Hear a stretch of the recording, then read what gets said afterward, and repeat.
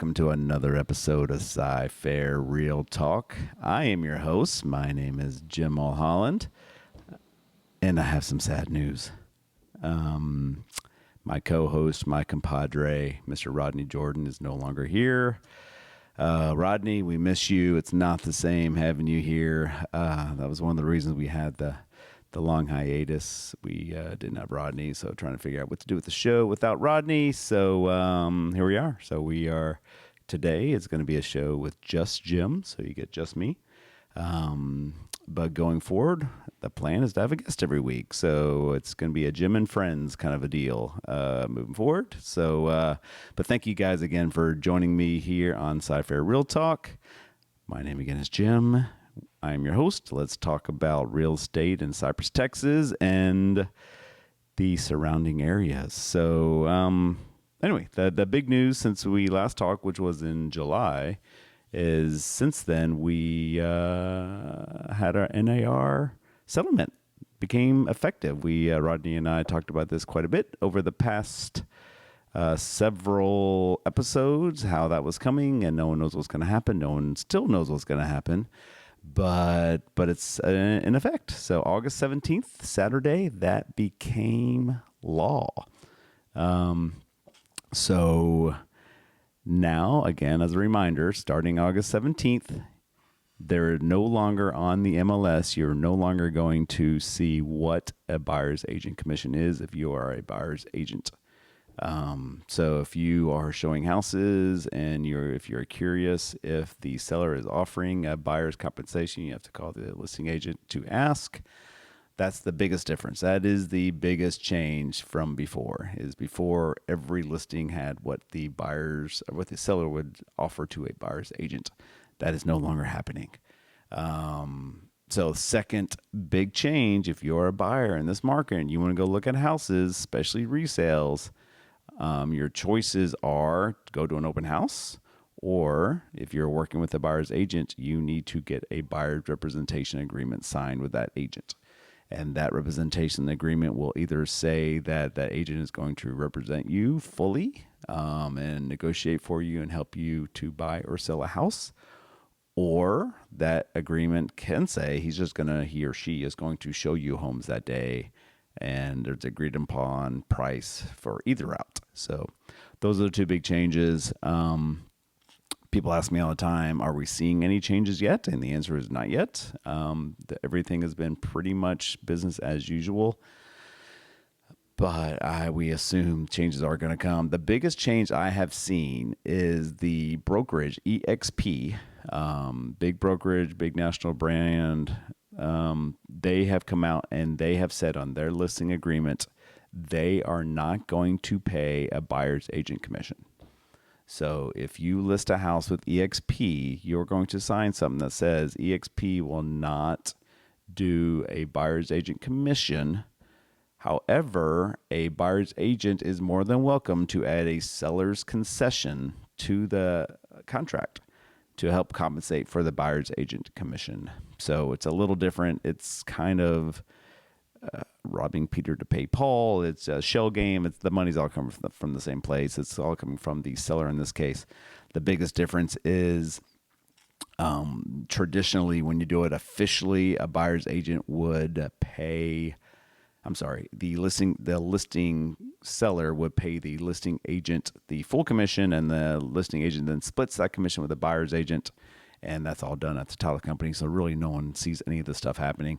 But with what EXP is saying, if you do a seller's contribution to the buyer's agent commission, is going to go straight from the seller's proceeds to the buyer's agent. And never go through the listing agent. Again, it's all going to go through the title company. It really works out exactly the same, but that is the one kind of the big, somewhat I would say big change, is that EXP did come out publicly and saying that this is going to be their stance starting on August the 17th. So I am not an EXP agent. I have not done anything with an EXP agent yet, so I'm not sure if that's actually taken effect or what they're doing with their existing listings. But yeah, so there we go. But yeah, so otherwise everything is business as usual. Buyers agents commissions, as far as I can tell, I mean, are seem to be similar range, so that's not really changing.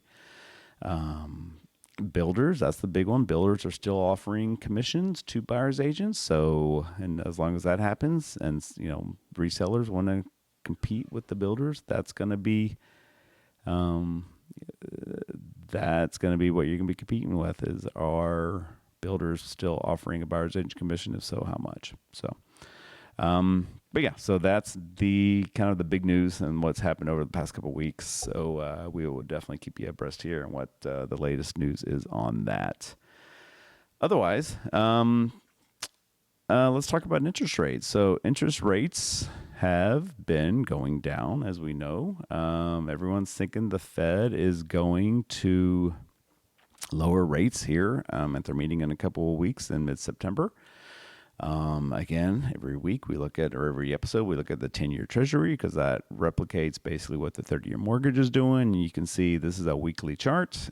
We peaked here in mid-April for rates, and we kind of bottomed out here at I guess about 2 weeks ago, early August.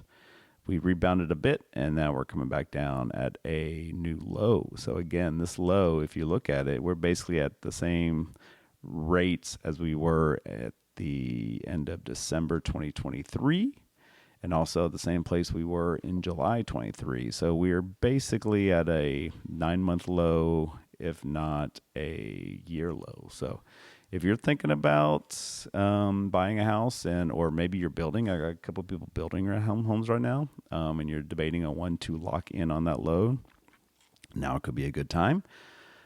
Because rates are at a low, and from a technical analysis perspective, we are bouncing off this region here that we bounced off last December, that we bounced off again in early August. So this is obviously some support here on the rates.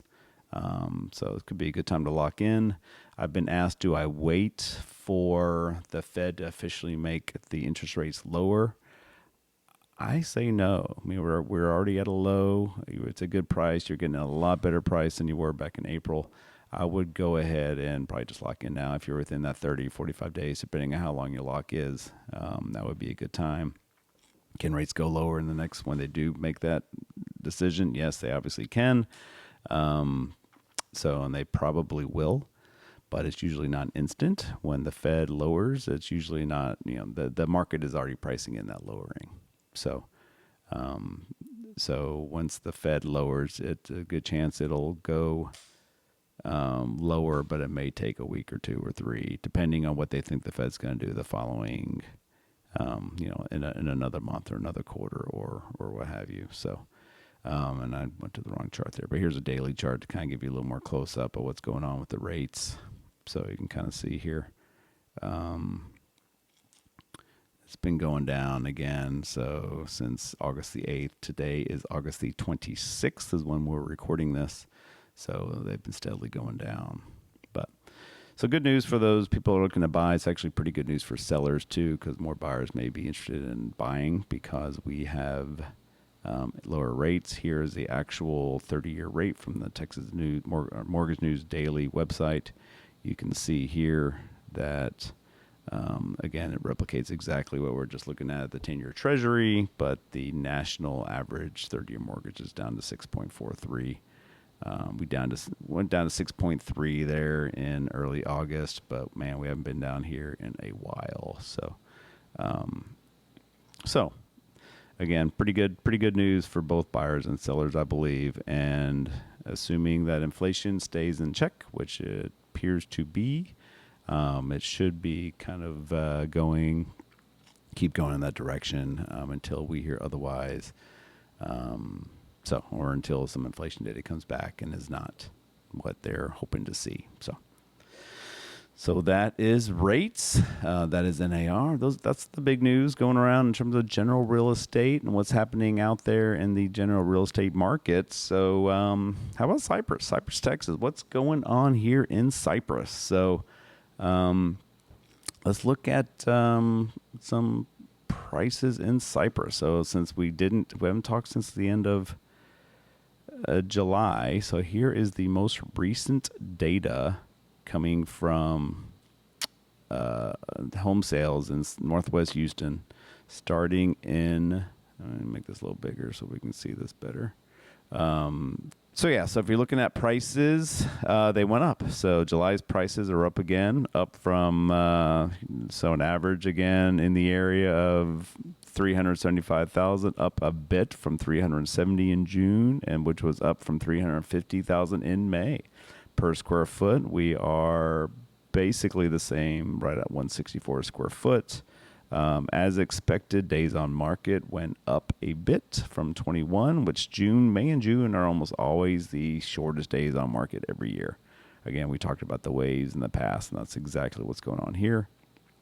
So, so July, as expected, taking a little longer to sell a house, and August will take longer. September, October all take a little longer because not as many people are looking for houses because school's already started. People aren't relocating as much and that kind of stuff. So this is all expected. So this is all good and healthy.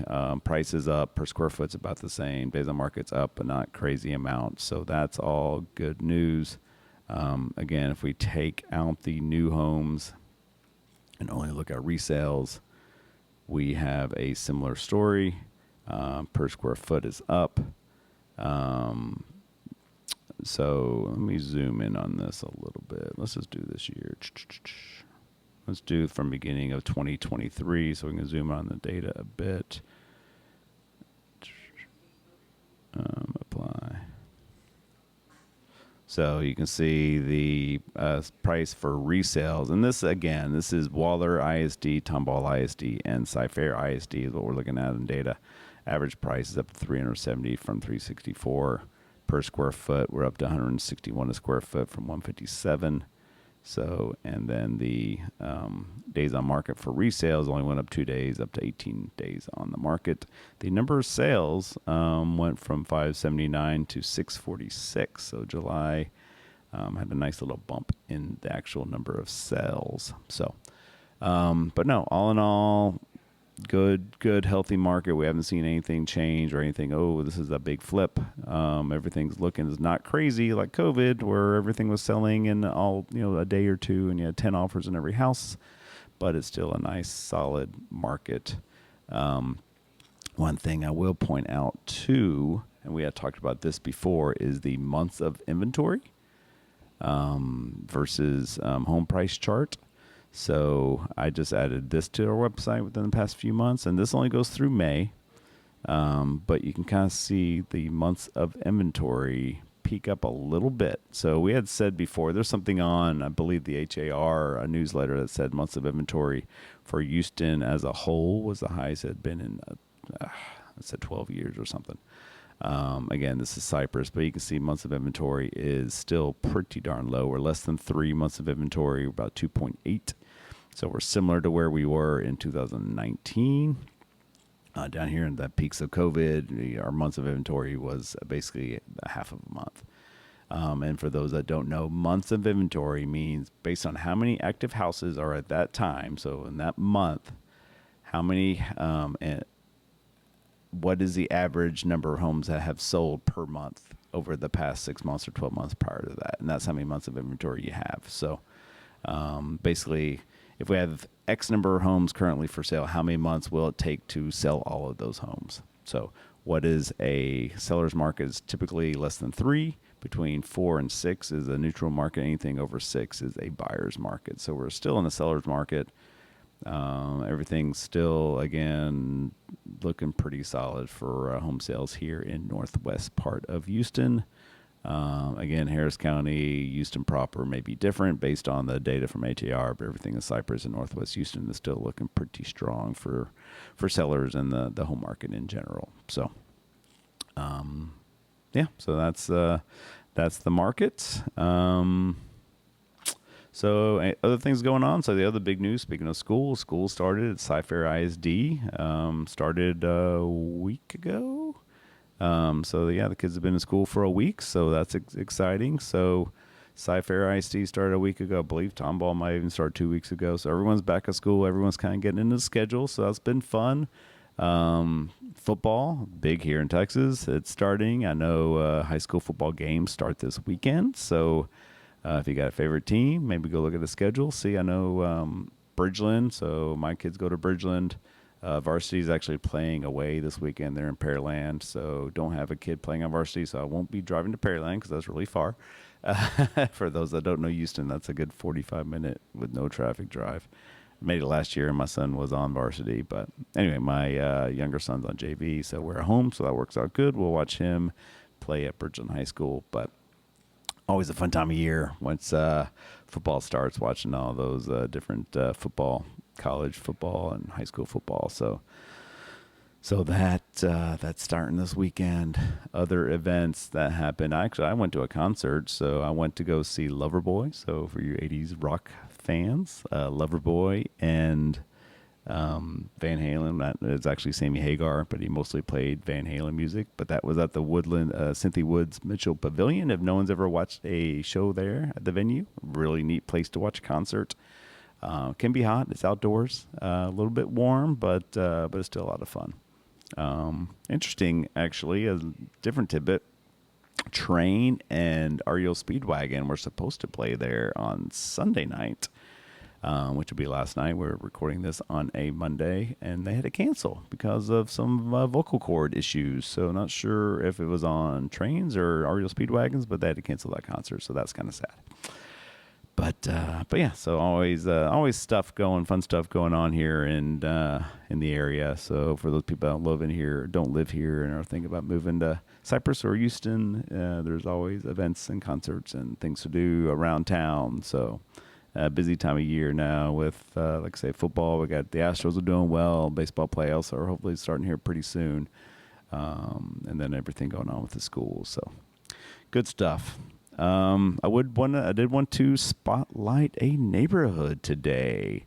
So we've done a lot of the newer neighborhoods and other neighborhoods around town. One neighborhood that we have not spotlighted yet is Longwood Village. So one of our interns actually that is helping us out is from Longwood. So I thought it'd be kind of a neat thing to look at Longwood because we have not done that yet here on the show.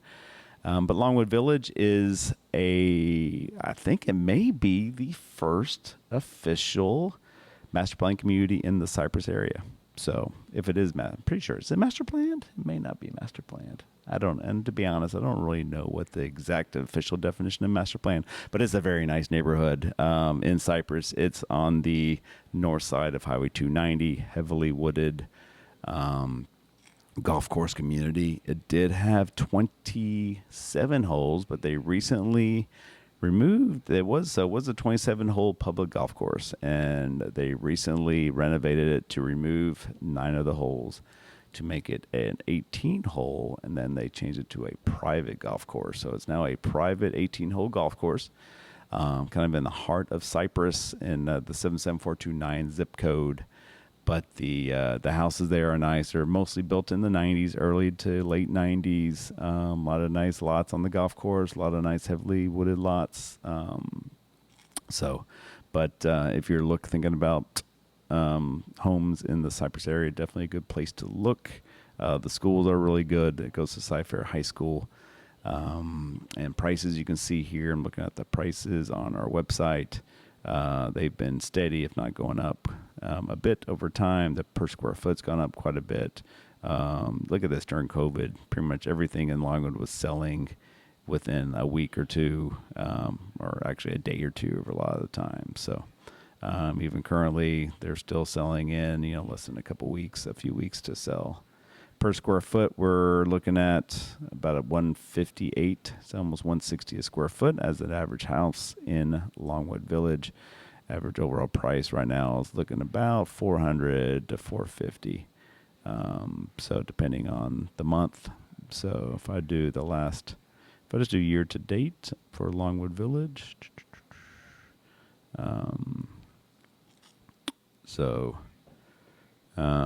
Year to date, there have been 34 homes sold. Median price is $425,000. Average home size about 2,500 square feet, and it's about $155 a square foot. So, Longwood was one of the neighborhoods that I actually highlighted back 12 years ago. So here's some video of me looking much younger, but kind of showing where Longwood is in the the area in Houston. Gives you some idea what it looks like driving through the neighborhood with heavily wooded trees, nicely landscaped neighborhood. So I will definitely link that here on this video. So we'll have a link here so you can go directly back and look at my original Longwood Village profile back from 2000 and probably 2012, 2013. Talking about Hamilton Middle School, Hamilton Elementary School, Cypress High School. I believe those are all still the same schools. Has a couple community pools in the area, has some tennis courts, so lots of things to do. So anyway, definitely a good neighborhood to check out if you are interested in looking at buying or selling a home in the Longwood area. Please reach out to Cypher Real Estate, and me or one of our agents can definitely help you out looking to do something in Longwood. So, yeah, so that's kind of the local news on what's going on in the neighborhood. So typically at this time of the podcast is when we banter and chit chat with with our guest. Have you ever noticed? Since we don't have a guest, we're going to banter with me. But yeah, so this is where we kind of talk to the guests, see, kind of get some information about them, where they came from, all that stuff. So, again, a little about me. I don't think I've done that on the show, so this is kind of a good opportunity to do this. But my background is grew up in West Texas. So my dad was in the oil industry, chemical engineer, grew up in West Texas, moved to the Houston area in 1990, graduated from Humboldt High School in 1992, and went to Texas A&M, got a engineering degree from Texas A&M, biomedical engineering, Giga Maggie's whoop, big game against Notre Dame on Saturday, looking forward to that. But I got an engineering degree out of Texas A&M, and then from there went and did IT consulting for about 10 to 15 years, specializing in web development. So worked for a few energy companies at first, and then went and worked at Compaq Computers, which got bought out by HP. Did that for a long time. During that time, I actually went and invested in a men's hair salon. So I owned a men's hair salon business for 5 years. So cut hairs in the Wortham area, which is off 1960 and 290. So we had a haircut shop there. So did that for 5 years. Also owned my own web development business where we did web consulting for clients for several years. And then I tell people I kind of backed into real estate because I got my license in 2005. And that was to help my wife, because she was helping people. She was showing houses to people, even though she didn't have a license. So I decided, I actually asked her, you should get a license. She eventually did, but I think I was between projects at Compaq at the time, or at HP. So I decided to get my license. So got my license in 2005, and then did it as a side thing until 2010 when I went to a conference, an IT conference for realtors. And they talked about making your website work for you. And I had sci-fi realestate.com. Wasn't doing much. It was a basic WordPress site, but I didn't have any really listings or anything on it. Well, they said you need to integrate an IDX feed into your website. So if you want your website to work for you, you need to integrate an IDX feed, get the SEO juice from that, have people find you from that, and that's what you'd have to do. So I get home, I'm all excited. It's like, all right, I got to get this website going. Go and do the research about integrating an IDX feed. First thing I find out is you have to be a broker and you have to own your own real estate company to do that. So I was like, well, crap. So we'll go and talk to my wife, Wendy's like, hey, honey, I'm going to start a real estate company. She still remember the look on her face. Like, what? So it's like, yeah, I want my website to be cool. So and we need to create a real estate company. So that's kind of where Cypher Real Estate was born.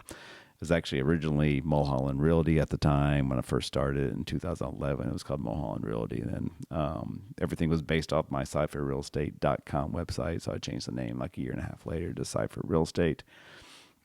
And that's where we are now. So opened this office where we are on House and Hall near Bridgeland. We opened this office in 2018. And that's been helping people basically full time since 2011, 2012. So in 2011, I started immediately getting to know people. I started doing YouTube videos like the Longwood video you saw. That's how people found me, between the YouTube videos and the SEO.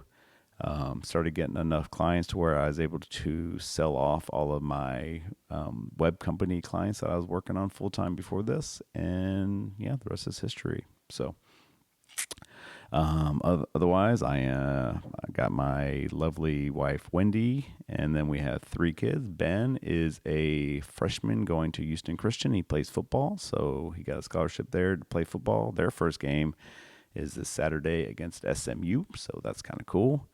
And then I have 10th grade twins, Sam and Nicole. They both go to Bridgeland High School. So Sam is on the football team, as I mentioned, and Nicole she was doing theater, and now this year she's trying ag. So she's doing ag. She wants to raise a pig. We told her she's not allowed to raise a pig because we're not taking her to the ag barn. Until she drives, she is not raising a pig. So the pig is going to have to wait till next year. But yeah. In our spare time, we basically just hang out with the kids and just do whatever they're doing. So been playing a little pickleball. That's been kind of fun. Try to play golf. Sam and I have golfed a few times. But yeah, that's pretty much me.